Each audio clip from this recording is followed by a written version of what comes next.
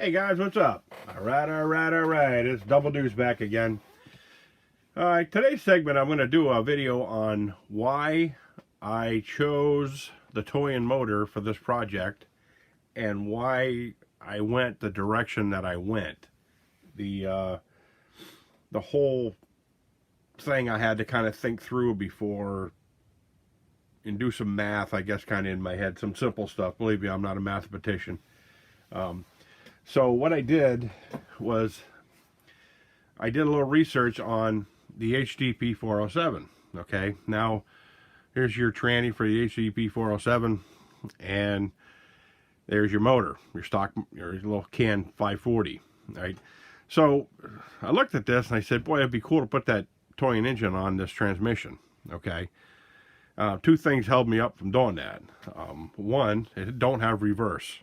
And when you got a gas car, it's cool to have reverse. Not a mandatory thing. You know, the buggies never really had reverse, but and two is the gears are they're at it's kind of like slithered bronze or something they call it. It's kind of like all packed together and heated, and they break really easy. So I've broken teeth off the gears with this little 540 can motor and running a stock 7.4 volt battery. So I can only imagine if you put some nitro to it, what would happen to it. So anyways, I don't know if everybody knows or not, but the stock 27 turn motor does about 14,500 RPMs. The Toyan motor does around 13,500 RPMs. So in my head, right off the get-go, I said, hey, you know what? It's going to be just almost as fast as the stock HDP 407. So then I said, you know, if I'm going to use something to build a scratch build, I like using things that are proven. So my first build I did, this is the Nitro Bruiser, okay? This is what I ended up with.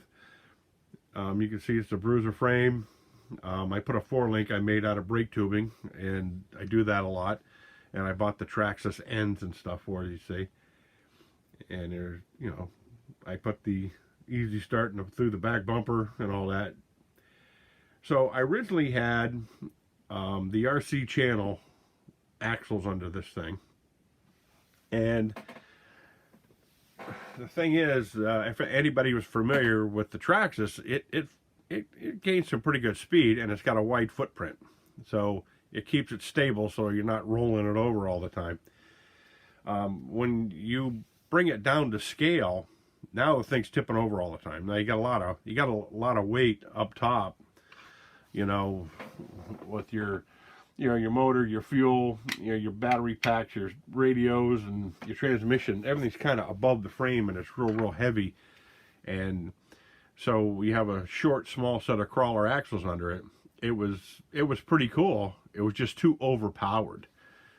And so I ended up taking a pair of axles from the Kyosho Mad Force, and I put them underneath it just for stability. And then I retrofitted the T-Max, rims and tires on there, just so didn't look too far out of whack. And it was a fun truck. It's probably the fastest bruiser out there ever made, other than some brushless setups and everything. So when I grabbed the HDP 407, because they're cheap, and I would love to restore that back to a bruiser again, which I still may do, and just grab an HDP 407 frame and switch everything over and take care of some mistakes that I had on that. So I got the thing running, okay, and the bonus of using the Traxxas transmissions is they have a second gear in them. And they sell tons of different teeth for your spur gear, so you can go up or down. So if you want to play with tire sizes, you're not stuck with one tire size only, because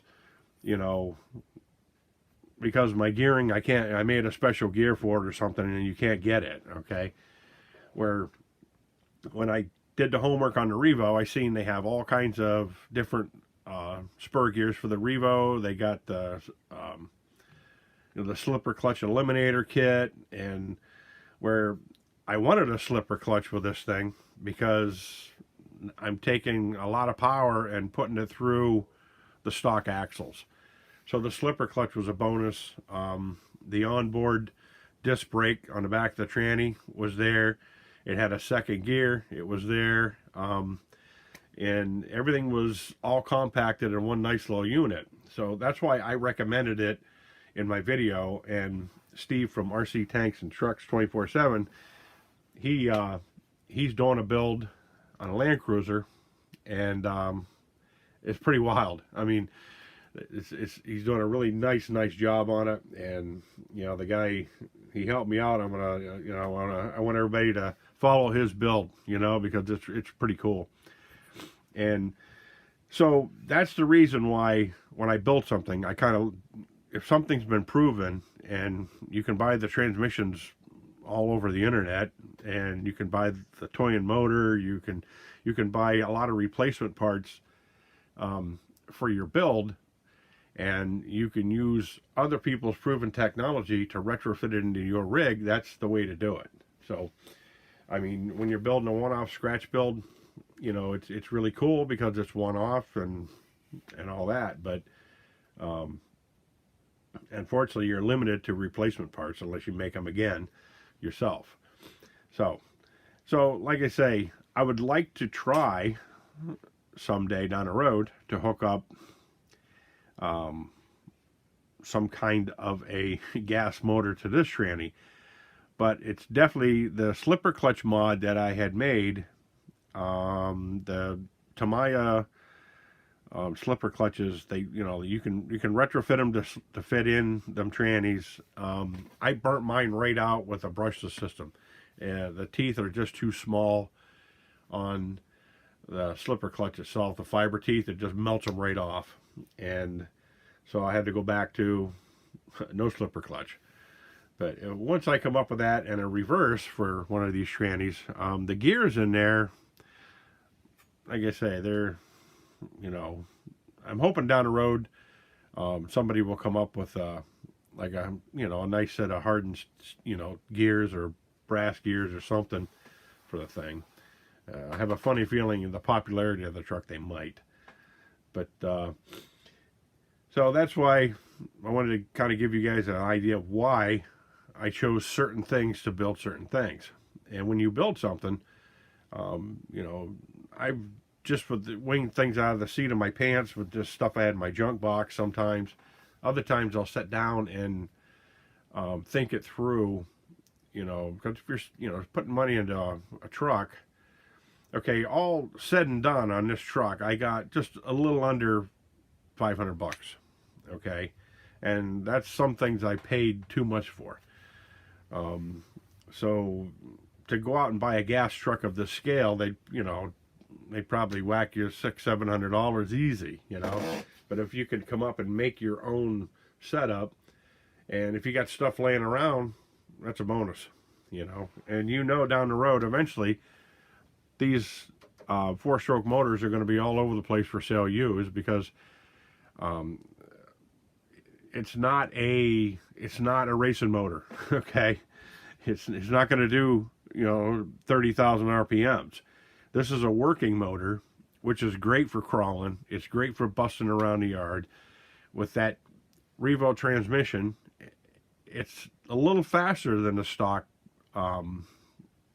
HGP 407 and Bruiser because it's got a second gear. You can adjust the thing to shift whenever you want.